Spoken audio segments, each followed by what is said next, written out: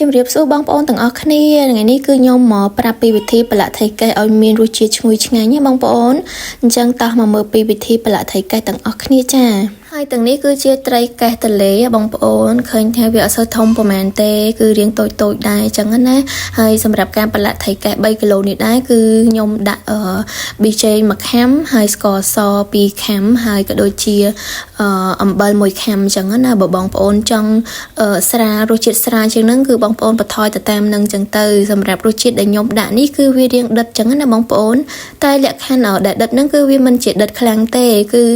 ដិតមកល្មមញ៉ាំអញ្ចឹងណាបងប្អូនយើងញ៉ាំមួយបាយមកឆ្ងាញ់តែម្ដងគ្រាន់ថាបើចង់ដិតខ្លាំងជាងនឹងញ៉ាំជាមួយនឹងបបរគឺបងប្អូនបន្ថែមបន្តិចបន្តួចទៅតាមនឹងអញ្ចឹងណាបងប្អូនអញ្ចឹងគឺដិតខ្លាំងហើយយើងញ៉ាំមួយបបរកាន់តែឆ្ងាញ់អញ្ចឹងទៅ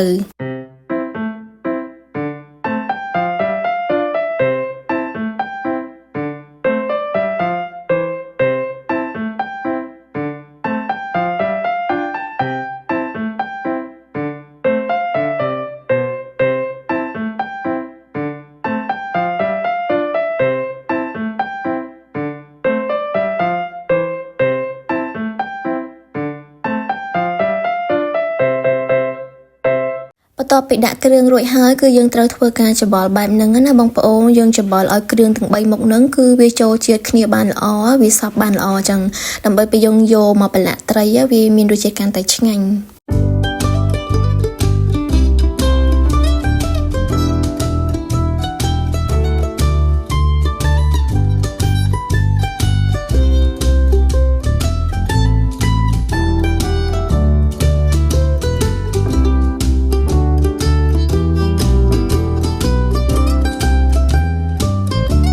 រីឯការប្រឡាក់ត្រីវិញគឺយើងប្រឡាក់បែបនេះហ៎បងប្អូនយើងប្រឡាក់ទៅលើត្រីម្ដងមួយរហូតតតែអស់បើសិនជាបងប្អូនចាក់ចូលតែម្ដងគឺឃើញថា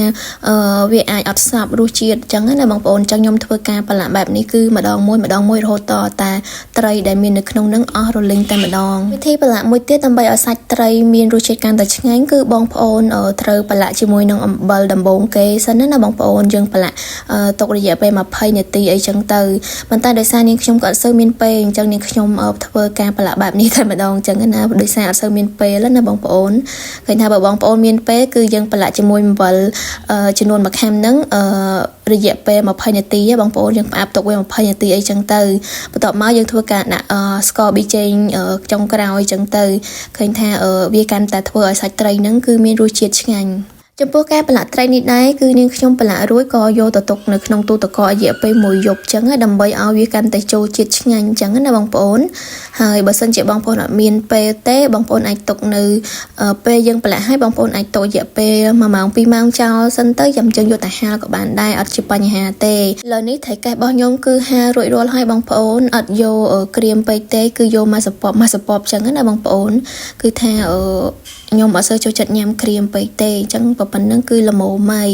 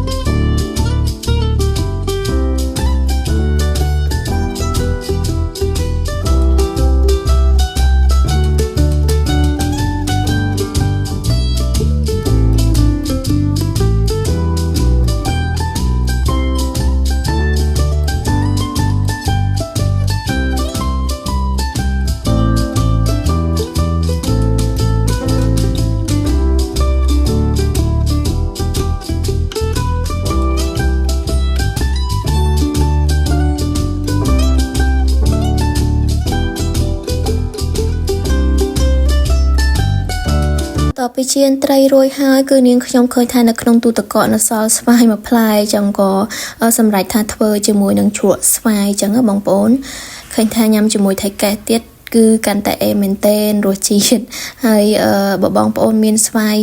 เรียงจูจังนังเตี้ยกันแต่ช่างก่อนทานสไฟบางยมนี่เขาแต่เคยปัวก็ดังทานอัดจูได้